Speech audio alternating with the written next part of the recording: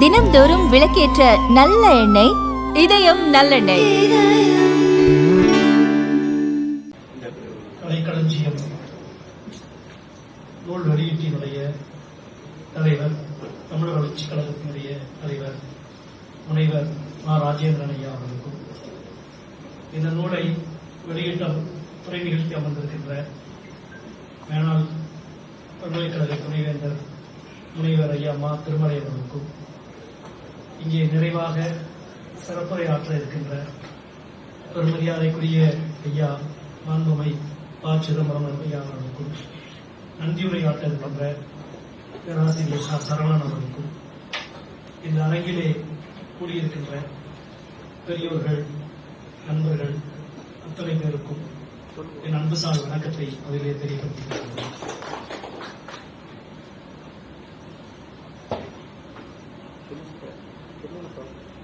தமிழியல் கலைக்களஞ்சியம் இந்த 2 பாகங்களை கொண்ட இந்த நூலினுடைய வெளியீட்டு நிகழ்விலே பங்கெடுப்பது உண்மையிலே ஒரு பெரும் மகிழ்ச்சியை கொடுக்கிற ஒரு நிகழ்வு. ஒரு வாரத்துக்கு முன்பு ஐயா ராஜேந்திரன் அவர்கள் தொலைபேசியிலே அழைத்து இந்த நிகழ்ச்சியில் பங்கெடுக்க வேண்டும் என்று கேட்டார். பொதுவாக தேர்தல் முடிந்தவுடன் அந்த மனநிலையிலிருந்து, அந்த வெப்பத்திலிருந்து, அந்த கசப்பிலிருந்து, அந்த அயற்சியிலிருந்து வேறொரு பக்கம் உடனடியாக தவ வேண்டும் என்று மனது எப்பொழுதும் தயாராக இருக்கும். எல்லா தேர்தல் நேரத்தில் தேர்தல் முடிஞ்ச அடுத்த நாள் வேறொரு நிலப்பரப்புக்கு போயே ஆகணும், இல்லைன்னா கருகிடுவோம். இப்படி ஒரு விஷயம் வெளியீட்டு நிகழ்ச்சி என்ற உடனே புத்தகத்தை அனுப்பினார். 2000 பக்கம். உண்மையிலே அந்த மனநிலையிலிருந்து இன்னொரு உலகத்துக்கு வருவதற்கு இதைவிட ஒரு சிறந்த வாய்ப்பு எதுவும் இருக்காது. உடனே வருகிறேன் என்று உடனே ஒத்துக்கொண்டேன். அப்புறம் புத்தகத்தை திறந்து பார்த்தா ஒரு வாழி மட்டும்தான் அனுப்பிச்சிருந்தாரு.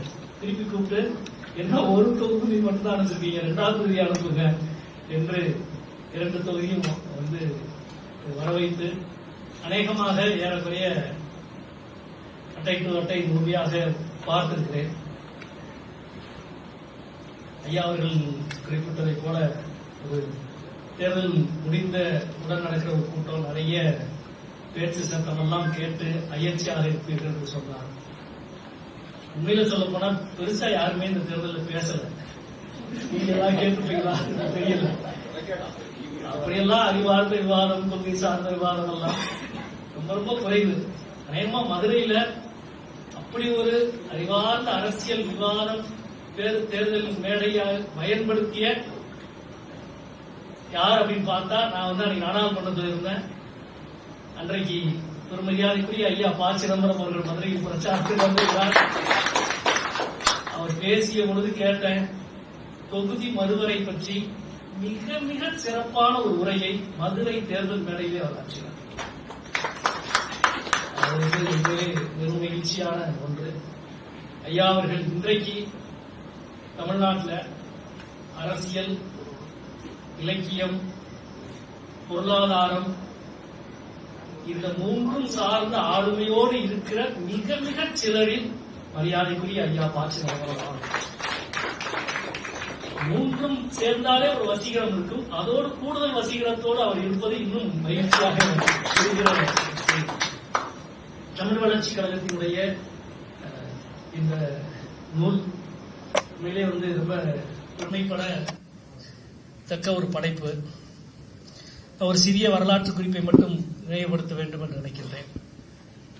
கலைக்களஞ்சியம் என்பது அது உண்மையிலே ஒரு மொழியியல் சார்ந்து ஒரு மிகப்பெரிய புரட்சிகரமான நடவடிக்கையாக 17, 18ஆம் நூற்றாண்டில் ஐரோப்பிய நாடுகளில் துவங்கியது. மொத்த அறிவு பரப்பையும் தொகுத்து கொடுக்கிற ஒரு முயற்சி, அதுவும் ஜனநாயக குரலில் கொடுக்கிற ஒரு முயற்சி.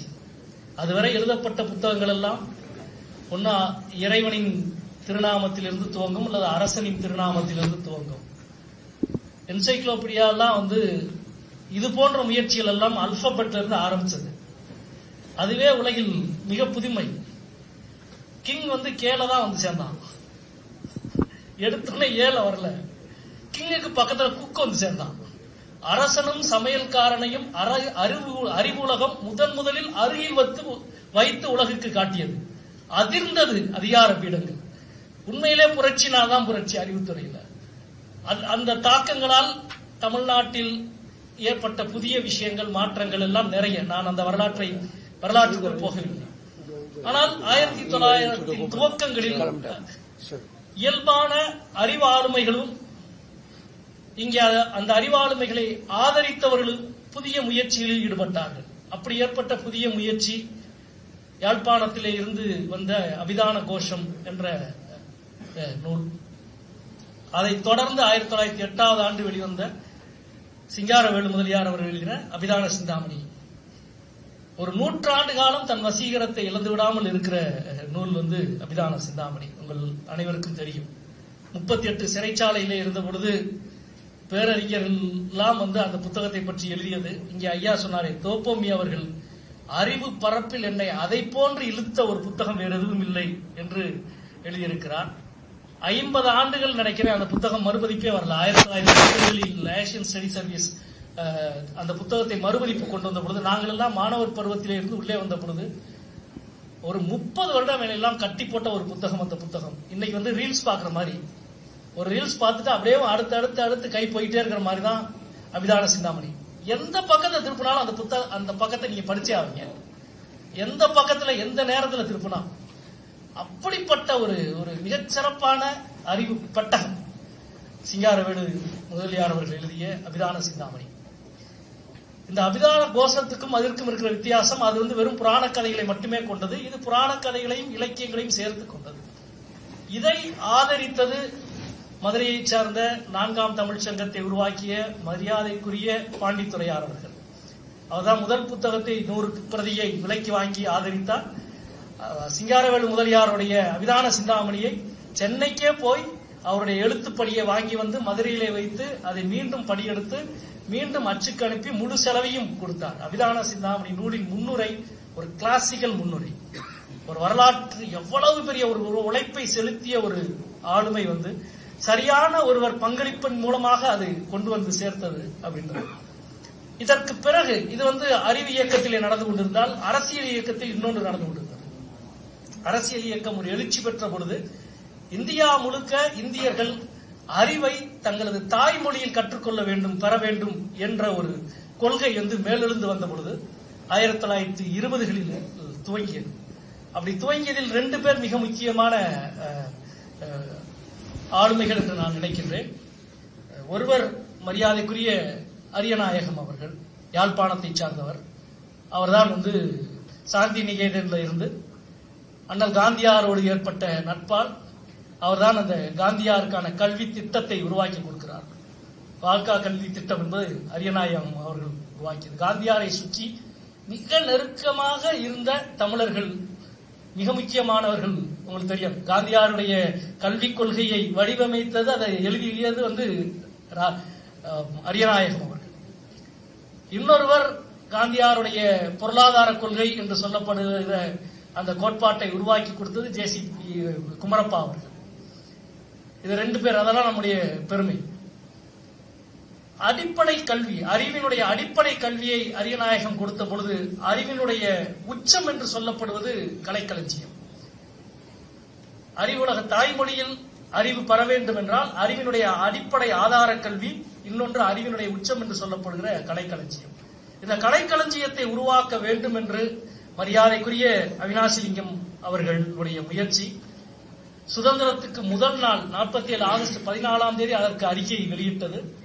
அதற்கு பிறகு 1953 இருந்து 68 வரை 10 தொகுதிகளை கலைக்களஞ்சியத்தை வெளியிட்டார்கள். இந்திய மொழிகளில் வெளியிடப்பட்ட முதல் கலைக்களஞ்சியம் தமிழ் கலைக்களஞ்சியம் என்பது வரலாற்றின் மிக முக்கியமான பெருமை. அதைவிட மிக முக்கியமான பெருமை இன்னொன்று இருக்கிறது. ஒரு கலைக்களஞ்சியத்தை எப்படி உருவாக்குவது என்பதிலே மிக முக்கியமாக அதைவிட குறிப்பாக சொல்ல வேண்டும் என்றால், இந்திய மொழியில் கலைக்களஞ்சியங்கள் இதனை தொடர்ந்து உருவாக ஆரம்பித்த பொழுது சமஸ்கிருத வேர்ச்சொல்லையும் ஆங்கில சொற்களையும் பயன்படுத்தித்தான் எல்லா கலைக்களஞ்சியங்களும் உருவானது. ஆனால் சமஸ்கிருத வேர்ச்சொல் அல்லாமல் தமிழ் வேர்ச்சொற்களின் வழியாகவே கலைக்களஞ்சியத்தை உருவாக்க வேண்டும் என்று முடிவு செய்து அப்படி உருவான ஒரே இந்திய கலைக்களஞ்சியம் தமிழ் வளர்ச்சி கழகம் உருவாக்கிய தமிழ் கலைக்களஞ்சியம் என்பது நம்முடைய மிக முக்கியமான பெருமை. இங்கே இவரெல்லாம் சொன்னாங்க, நம்முடைய அவினாசி லிங்கம் ஐயா அவர்களுடைய அந்த பார்வை, அதற்கு ஒத்துழைத்த எல்லாருடைய பங்களிப்பு, குறிப்பாக அதனுடைய சிறப்பாசிரியராக இருந்த பெரியசாமி தூரன் அவர்கள், அதில் புலமையில் தலைமை பங்களிப்பு செலுத்திய தோப்பாமி அவர்கள், பல ஆளுமைகள் 2500 ஆளுமைகள் சேர்ந்து உருவாக்கிய மகத்தான அறிவு பெட்டகம் தமிழ் கலைக்களஞ்சியம், தமிழ்நாட்டில் தமிழ் வளர்ச்சி கழகம் வெளியிட்ட கலைக்களஞ்சியம். உண்மையிலே ரொம்ப ஆச்சரியமா இருக்கு. அதை பற்றி ஒரு சிறு புத்தகம் நம்முடைய மரியாதைக்குரிய ஆயிரா வெங்கடாச்சலபதி எழுதியிருக்கார், கலைக்களஞ்சியத்தின் கதை என்ற ஒரு புத்தகம். ஒரு 18 ஆண்டுகள் எவ்வளவு பெரிய உழைப்பை நல்கியிருக்கிறார்கள், எவ்வளவு புதிய சொற்களை உருவாக்கி இருக்கிறார்கள். ஏறக்குறைய 25,000 சொற்கள் உருவாக்கப்பட்டிருக்கிறது அந்த கலைக்களஞ்சியத்திற்காக மட்டும். பர்சனாலிட்டி என்ற வார்த்தைக்கு அவர்கள்தான் ஆளுமை என்ற சொல்லை உருவாக்கியிருக்கிறார்கள். கலைக்களஞ்சியமே அவங்கதான். சொல்லிட்டே போலாம். ஒரு நாளைக்கு தினசரி அதிகபட்சம் 25-30 சொற்கள் வரை மாலை நேரத்தில் சந்திச்சு ஒரு பிஸ்கட்டையும் டீயையும் மட்டுமே சாப்பிட்டு தினசரி இப்படி ஒரு 30 சொற்களை உருவாக்கி மிகப்பெரிய ஒரு பேருழைப்பு. நம்ம ஒரு வார்த்தை பொதுவாக கேள்விப்படுவோம், உயிரை கொடுத்து உழைக்கிறான் அப்படின்னு. அந்த வார்த்தைக்கு ஒரு சரியான வடிவம் பெரியசாமி தூரன் என்று நான் நினைக்கிறேன். தமிழ் மொழிக்கு உயிரை கொடுத்து உழைத்தவர் 30 ஆண்டுகள். 30 அரசியல் எவ்வளவோ மாற்றம் நடந்துச்சு. இந்த கலைக்களஞ்சியத்தை உருவாக்குகிற பொழுது உருவாக்க வேண்டும் என்ற அவினாசி லிங்கம் ஐயா அவர்களுடைய கனவு வெளியிடப்பட்டதும், கலைக்களஞ்சியத்தினுடைய கடைசி தொகுப்பு வெளியிடப்பட்ட பொழுது இருந்த அரசியல் சூழலும் நேர் எதிர். அது காங்கிரசினுடைய பெரும் எழுச்சியும் காங்கிரசினுடைய அதிகாரத்திலிருந்து வீழ்ச்சியிலும் முடியும். இந்த பயணத்துக்குள் நடுவிலே இருந்த ஆளுமைகளினுடைய நிலை என்னன்னு பாருங்க. அரசியல் மாறும், அதிகாரங்கள் மாறும், ஆனால் ஒரு மொழி சார்ந்த வேட்கையோடு பயணிக்கிற ஆளுமைகள் எவ்வளவு நெருக்கடிகளுக்கு உள்ளாகி இருப்பார்கள். அந்த நெருக்கடியெல்லாம் தாக்கு பிடித்து அவர் பயணப்பட்டார். ஒரு பக்கம் திராவிட இயக்கத்திலிருந்து பயங்கரமா அடி விழுகுது. நீ கலைக்களஞ்சியத்தை இப்படிலாம் எழுதிட்டு இருக்க கூடாது, கடவுளை பத்தி சேர்க்கக்கூடாது, புராணங்களை சேர்க்கக்கூடாது, கடவுள் பத்தி படம் போடக்கூடாது, புராணத்தை எழுதினா அதுல இது கற்பனைன்னு எழுதணும், பல குரல் வந்துட்டே இருக்கு. வரும் இவ்வளவு. ஏன்னா இது ஒரு இயக்கத்திற்கு ஒரு குறிப்பிட்ட அமைப்புக்கான விஷயம் அல்ல, இது ஒட்டுமொத்த தமிழ் சமூகத்தினுடைய அறிவு பெட்டகம். அப்ப எல்லாரும் தனக்கான பங்கை கோருவார்கள், எல்லாரும் தன்னுடைய கற்பனையின் வழி இது செலுத்தப்பட வேண்டும் என்று ஆசைப்படுவார்கள். அப்படி ஆசைப்படுற இவ்வளவு பெரிய ஒரு நீண்ட அரசியல் காலத்தில் இது எவ்வளவு சிறப்பாக கொண்டு செலுத்தப்பட்டிருக்கிறது என்பதுதான் மிக மிக முக்கியமானது என்று நினைக்கின்றேன். அதிலும் குறிப்பா எங்க ஐயா திருமலை அவர்கள் தோப்பாமி அவர்களை பற்றி குறிப்பிட்டார். இந்த மொத்த கலைக்களஞ்சியத்துல அகர முதல முழுமையாக தமிழினுடைய உயிரெழுத்தை பற்றி முழுமையாக அந்த கட்டுரையில் முழுக்க எழுதியவர் தோப்பாமி அவர்கள். ஆனா குரில் நெடில் எல்லாம் வரிசையா அதை மட்டுமே தொகுத்து ஒரு புத்தகம் போடலாம். ஒரு அறிவின் மேதமையை விளக்குகிற பகுதி அதெல்லாம். ஒவ்வொரு எழுத்தும் தமிழில் எப்படி உருவானது, அதனுடைய ஒளியை எழுதி பார்க்கிறதுக்குல அப்படின்னா தெரியும்.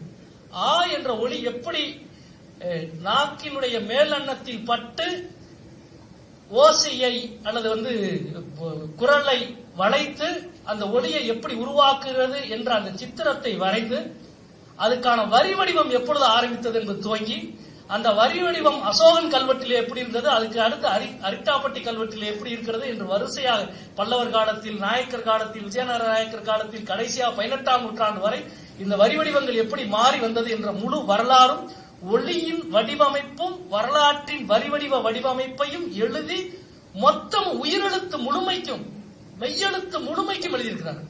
அதாவது மாஸ்டர் பீஸ் என்று சொல்லப்படுது தோப்பாமியுடைய இந்த அதை மட்டும் படிச்சா போதும்.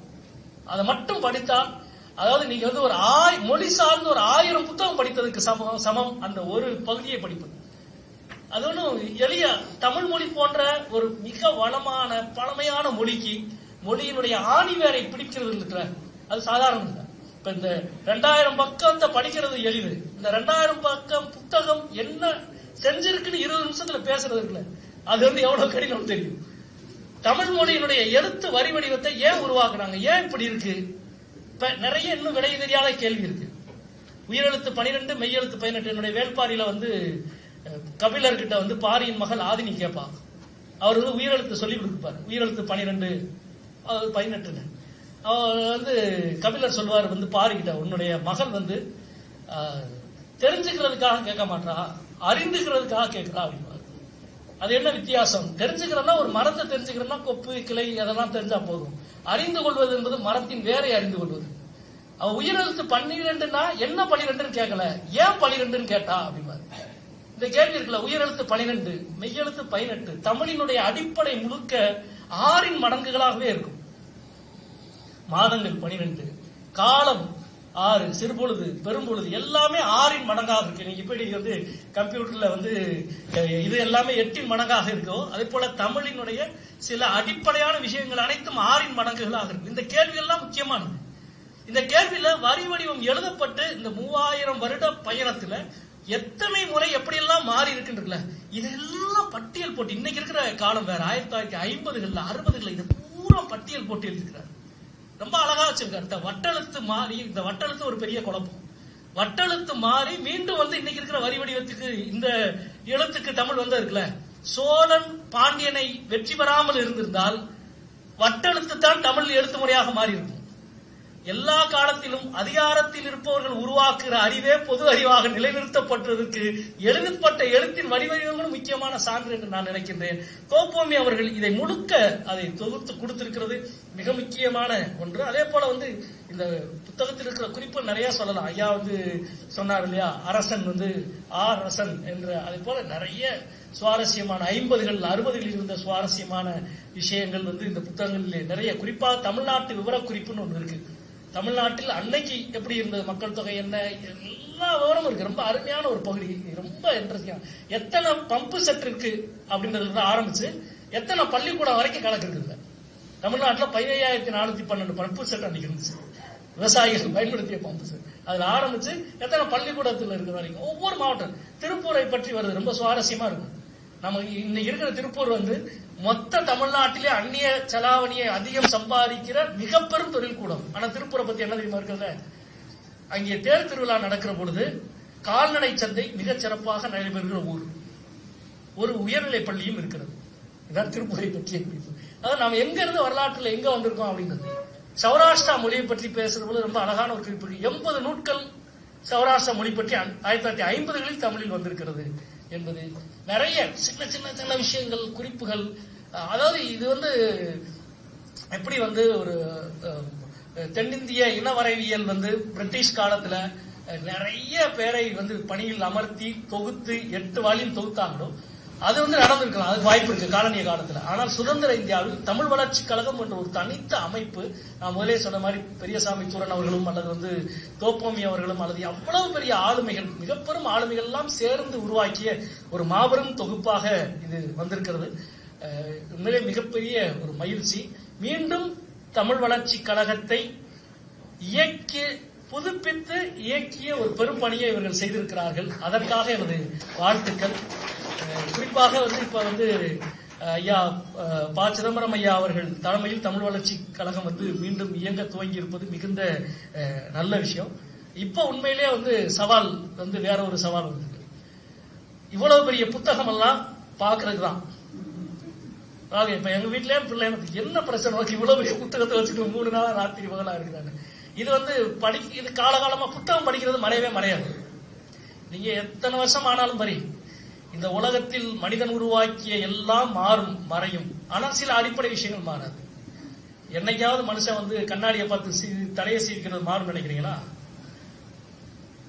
சிந்துவெளி நாகரிகத்தில் என்ன கடவுள் இருந்தாங்கன்னு தெரியல, என்ன தெய்வத்தை கும்பிட்டான்னு தெரியல, அவன் என்ன மொழி பேசான்னு தெரியல, எதுவுமே தெரியல. ஆனா அவன் பயன்படுத்தின அதே சீப்பின் வடிவம் தான் இன்னைக்கு நம்மளும் பயன்படுத்திக்கிறோம்.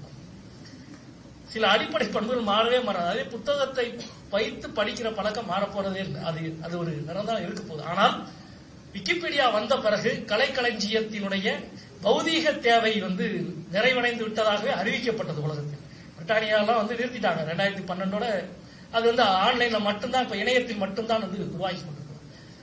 விக்கிபீடியா போன்ற பொது தளத்தில் கலைக்களஞ்சியம் உருவாக்கப்பட்டு யாரானாலும் அதில் பங்களிப்பு செலுத்தி அதை செழுமைப்படுத்தலாம் என்ற ஒரு காலம் உருவாகிவிட்டது. அதெல்லாம் நவீனத்தில் அது தவிர்க்க முடியாது.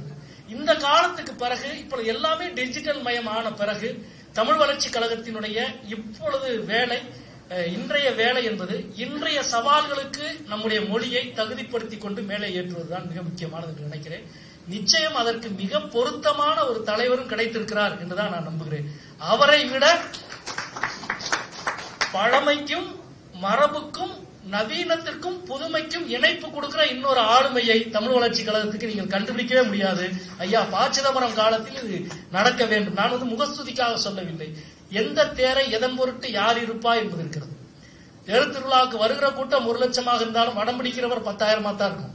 பிடிக்கிற வளத்துல உண்மையாக இழுக்கிறவர் 5,000 தான் இருக்கும். அந்த இது கொண்டு வந்து சேர்ப்பது என்பது மிக முக்கியமானது. இன்றைக்கு ஒன்று இந்த கலைக்களஞ்சியத்தை தற்காலப்படுத்துவது என்பது முக்கியமானது. படிக்கிற பொழுது ஆசையா இருக்கு. இது நம்முடைய மொழி சார்ந்த அவ்வளவு ஆய்வுகள் நடந்திருக்கு, வரலாறு சார்ந்த அவ்வளவு ஆய்வுகள் நடந்திருக்கு. அது எல்லாமே தற்காலப்படுத்தும். இதுல கீழடின்ற பேரே இருக்காது, அல்லது கொற்கைன்ற பேர் இருக்காது, அல்லது பொருணை, எவ்வளவு ஆய்வுகள். ஆதன் என்ற சொல் சங்க இலக்கியத்திற்கு பெயர் தான் இருக்கு. இப்ப கீழடியில கண்டுபிடிக்கப்பட்ட ஆதன்ல துவங்கி அவ்வளவு பெரிய இந்த 50-60 வருஷம் அவ்வளவு மாற்றங்கள் இருக்கு. வாழ்க்கை மாறுகிற பொழுது வாழ்வு சார்ந்த எல்லாம் மாறிக்கொண்டே இருக்கும். அந்த மாற்றத்திற்கான கலைக்களஞ்சியத்தை உருவாக்கணும். அது யார் உருவாக்க போறான்ற பெரிய கேள்வி இருக்கு. அரசாங்கங்கள் நிதி தான் கொடுக்கும், சில நேரம் நிதியும் கொடுக்காது. இந்த தமிழ் வளர்ச்சி கழகத்தினுடைய கதை என்ன தெரியுமா? அந்த மொத்த தேவை 12 லட்சம் தான். அதுல ஒரு 3 லட்சம் ரூபாய் ஒன்றிய அரசு மத்திய அரசை கேட்டு அந்த தமிழ் வளர்ச்சி கழகம் பாடாப்பட்டிருக்கு. இவர் ஐயா சொன்ன மாதிரி அன்னைக்கு ஒன்றிய நிதி அமைச்சரும் தமிழ்நாட்டை சேர்ந்தவர் தான். வெறும் 3 லட்சம் தான். ஆனா 3 லட்சம் கொடுக்காம 12 லட்சம் பட்ஜெட்டை 8 லட்சமாவது ஆக்கி இவ்வளவு பெரிய வேலையை செய்து முடித்த ஆளுமைகள் பெரியசாமி துறையிலே துவங்கி நம்முடைய மகத்தான ஆளுமை. அதான் மொழி சார்ந்த பற்றும் ஈடுபாடும். இன்றைக்கு அவைகளை எல்லாம் தற்காலப்படுத்த வேண்டும். உவேசா அவர்கள் முதல்ல அச்சுக்கு பழைய பழம் ஏடுகளை எல்லாம் கொண்டு வந்த பொழுது ஒரு முக்கியமான ஒரு வார்த்தையை பயன்படுத்தினார். எழுதா எழுத்து வந்துவிட்டது என்று சொன்னார். ஏன்னா அது வரைக்கும் ஏட்டுல படிச்ச எல்லாமே ஒரு மனிதன் எழுதுனதான் இன்னொரு மனிதன் படிக்க முடியும். முதல்ல அச்சுக்கு வந்த பொழுது ஒரு முறை அச்சடிச்சுட்டா 1000 பிரதி யாராலும் படிக்கலாம். ஒருத்தன் கைப்பட எழுதாம எழுதின எழுத்தை முதலா மனிதன் படிக்க ஆரம்பிச்சான். எனவே உவேசா சொன்னார், எழுதா எழுத்து வந்து விட்டது. உண்மையிலே எழுதா எழுத்து இப்பதான் வந்திருக்கு. அதுக்காவது தட்டச்சு செய்யணும். இப்ப அப்படி இல்லை. அப்படிப்பட்ட ஒரு நவீன காலத்துக்கு வந்துவிட்ட நேரத்தில் ஒன்று கலைக்களஞ்சியத்தை தற்காலப்படுத்த வேண்டும், இன்னொன்று கலைக்களஞ்சியத்தை நவீன ஊடகங்களுக்கு, அது டிஜிட்டல் உள்ளிட்ட விஷுவல் உள்ளிட்ட நவீன ஊடகங்களுக்கு கொண்டு வந்து சேர்க்க வேண்டும். இந்த 2 பணியும் மிக முக்கியமானது. இந்த 2 பணிக்கு இன்றைக்கு அரசு எவ்வளவு உதவினாலும் பெற்றுக்கொள்ளலாம். அந்த உதவிகள் எல்லாம் பெற்று நிச்சயமாக ஒரு பெரும் நிதியையும் திரட்ட முடியும் தமிழ் வளர்ச்சி கழகத்தால். அதையும் செய்ய வேண்டும் என்று நான் கேட்டுக்கொள்கிறேன். முன்னுரை மட்டும் ஒரே ஒரு கருத்தாக நான் சொல்கிறேன். முன்னுரை மட்டும் இன்னும் கொஞ்சம் விரிவாக இருந்திருக்கலாம். ஏன்னா அவ்வளவு பெரிய வேலையை தமிழ் வளர்ச்சி கழகம் செய்திருக்கிறது.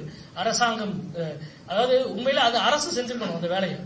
ஏன் எனக்கு முதல்ல குழப்பமா இருந்தது, எதுக்கு இதை தமிழக அரசு செய்யலைன்னா, உண்மையிலே அன்னைக்கு இருந்த கேள்வி வேற. அன்னைக்கு ஒன்றாக இருந்த மெட்ராஸ் பிரசிடென்சி, சென்னை மாநிலத்தில் மாகாணத்துல ஆந்திரா, கர்நாடகத்தின் ஒரு பகுதி, கேரளத்தின் ஒரு பகுதி, தமிழகத்தின் ஒரு பகுதி எல்லாம் இருக்கிற பொழுது தமிழ்நாடு அரசு தமிழ் களஞ்சியத்தை மட்டும் கொண்டு வந்தா மற்ற பகுதி மக்கள் அதை எப்படி ஏற்றுக்கொள்வார்கள் என்ற கேள்வினால அரசின் மூலமாக செய்யாமல் ஒரு தனி அமைப்பின் மூலமாக செய்திருக்கிறாங்க.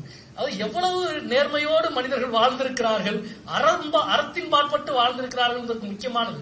ஆனால் தான் அரசிடமிருந்து விலகி நின்று ஒரு தனி அமைப்பை உருவாக்கி அந்த அமைப்பிலிருந்து ஒரு கலைக்களஞ்சியத்தை உருவாக்கி இருக்கிறார்கள். இன்றைய இந்த சவால்களுக்கு முகம் கொடுப்பதை போல தமிழ் வளர்ச்சி கழகத்தை தற்காலப்படுத்துவதும் நவீனப்படுத்துவதும் மிக முக்கியமானது. அந்த பணியில் இந்த திட்டம் அல்லது இந்த முயற்சி என்பது மிக மிக முக்கியமானது. இந்த 10 தொகுப்புல இருந்து தமிழியல் சார்ந்த விஷயத்தை மட்டும் தொகுத்து தனியாக எடுத்தது. உண்மையிலே இப்படி ஒரு சிந்தனை யாருக்கு வந்திருந்தா எனக்கு தெரியவில்லை. யாருக்கு வந்திருந்தாலும் அவர்களுக்கு என்னுடைய அன்பான வணக்கத்தையும் நன்றியையும் தெரிவித்துக் கொள்கிறேன். ஏன்னா அந்த 10 தொகுதியில போய் நம்ம தேட முடியாது. இப்ப இப்ப நான் தோப்போமி அவர்கள் இவ்வளவு உயிரெழுத்துக்கள் மெய்யெழுத்துக்களை பற்றி இவ்வளவு எழுதியிருக்கிறார் என்று நான் அந்த 10 தொகையை பல தடவை பார்த்திருக்கேன். அது முழுக்க நான் பார்க்கிறேன். இதுல பார்க்கிற பொழுது அதை பற்றிய பார்வை கிடைக்குது. இது நமக்கு முதலே தெரியாம போச்சு, இவ்வளவு நாள் படிக்க இதை விட்டுட்டோமே என்று ஒரு தாகம் தான் இருந்தது. எனவே இந்த பெரும் முயற்சி, அந்த முயற்சியில் மதுரையில் வைத்து இதனுடைய வெளியீட்டு விழா நடப்பது இன்னும் கூடுதல் சிறப்பு என்று நான் நினைக்கின்றேன். ஏனென்றால் இதை போன்ற பெரும் முயற்சிகளுக்கு எல்லா காலங்களிலும் இடம் கொடுத்த நகரமாக மதுரை இருந்திருக்கிறது என்பதையும் நான் தான் பாண்டித்துறையார் அவர்களுடைய அபிதான கோஷத்திலும் சரி, அபிதான சிந்தாமணியிலும் சரி, தமிழ் கலைக்களஞ்சியத்தின் முதல் வெளியீட்டு நிகழ்ச்சியும் மதுரையிலே நடந்திருக்கிறது. அந்த வரலாற்றினுடைய தொடர் அருந்துவிடாத ஒரு வரலாற்று நிகழ்வாக இதை நடத்தியமைக்கு மீண்டும் என்னுடைய வாழ்த்துக்களும் நன்றிகளும்.